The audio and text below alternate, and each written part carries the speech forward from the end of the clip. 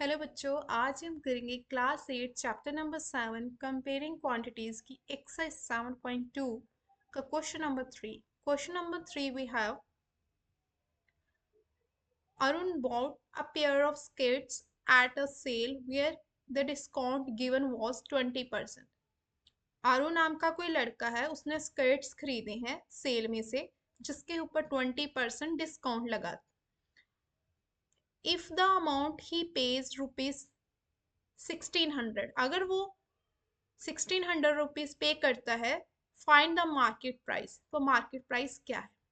I repeat again कि उसमें लिखा है कि अरुण नाम का कोई लड़का है, वो सेल में से स्केट्स खरीदता है जिसके ऊपर 20% डिस्काउंट है। If the amount he page, अगर वो 1600 रुपीज पे करता है तो एक्चुअल में मार्केट प्राइस कितना है। ठीक है, सबसे पहले हमें इतना पता है कि जो हमारा मार्केट प्राइस होता है, जैसे कि मार्केट प्राइस हमेशा सबसे ज्यादा होता है। ठीक है, उसमें से अगर हम डिस्काउंट को माइनस करें, ठीक है, डिस्काउंट को माइनस कर दें तो यहाँ पे वो अमाउंट आ जाएगी जो उसने पे की होगी बंदे ने। वो क्या पे किया है उसने? 1600 पे किया है। ठीक है, यही चीज है ना, मतलब इतने का क्या होगा, बेचा गया होगा। ठीक है, इतने का बेचा गया, मतलब ये उसका क्या हो जाएगा, सेलिंग प्राइस। जो पे हुआ है दैट मीन्स वो क्या होगा, दुकानदार का तो सेलिंग प्राइस ही हो गया ना। तो मार्केट प्राइस में से अगर डिस्काउंट माइनस करते हैं तो सेलिंग प्राइस आता है। मतलब जितना कस्टमर ने दुकानदार को पे किया होगा वो दुकानदार का सेलिंग प्राइस हो जाएगा। तो वो हमें दिया है उसने 1600। तो अब करते हैं इसे सॉल्व। अब यहाँ पे देखो कि जो डिस्काउंट होता है वो हमेशा मार्केट प्राइस के ऊपर मिलता है ना। डिस्काउंट हमेशा मार्केट प्राइस के ऊपर मिलता है, लेकिन मार्केट प्राइस तो मुझे पता नहीं है, वो मैं लेट कर लूंगी, वो मैं लेट करके चलूंगी। तो बाकी सेम प्रोसीजर है। लेट, यहाँ पे लिखेंगे let the market price, let MP of skates, वो कितना है हम लेट कर लेते हैं, एक्स है। ठीक है, रुपीस एक्स, क्योंकि प्राइस है तो रुपीस लेट करेंगे। ठीक है, नाउ ये तो हमें पता है। अब डिस्काउंट भी हमें पता है। डिस्काउंट कितना दिया है उसने, 20%। ठीक है, डिस्काउंट पता है। अब एक्चुअल में हमें पता क्या होना चाहिए, जो कि हम एमपी में से माइनस करेंगे, डिस्काउंट एमपी सेलिंग प्राइस, इन तीन चीजों का ही रिलेशन है।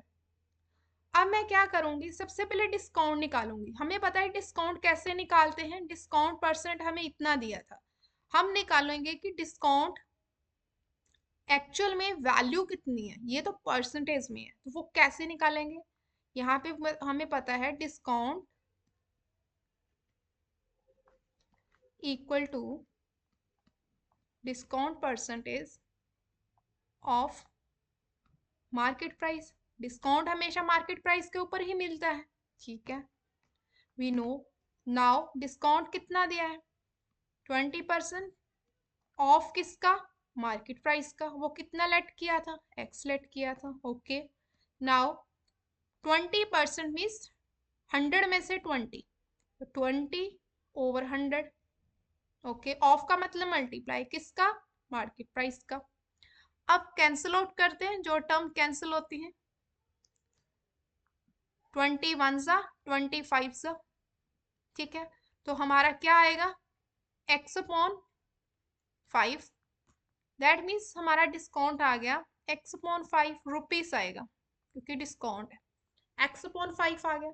नाउ अब हमें सब कुछ मिल गया, यही तो था मार्केट प्राइस हमारे पास है x, डिस्काउंट भी है, ठीक है, और वैल्यू भी है।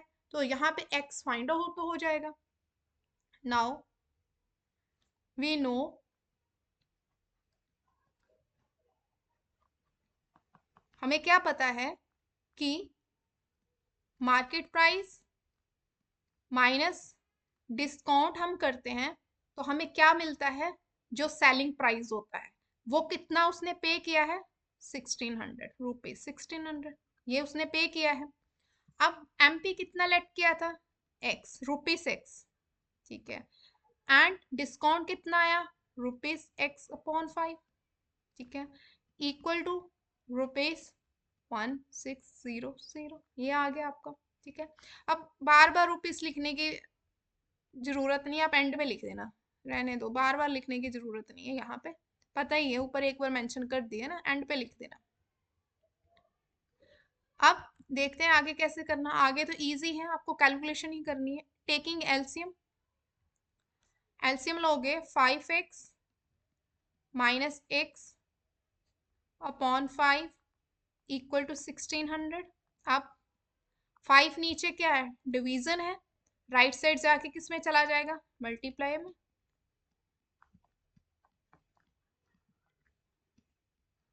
Now 4x equal to 1600 into 5, क्योंकि 5 डिवीजन में है, जब वो ट्रांसफर होगा मल्टीप्लाई में चला जाएगा।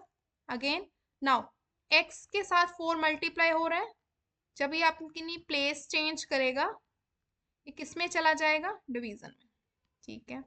अब कैंसिल आउट करते हैं, जो जो टर्म्स कैंसिल होती हैं, 4 1 जा 4 आ गया, ठीक है।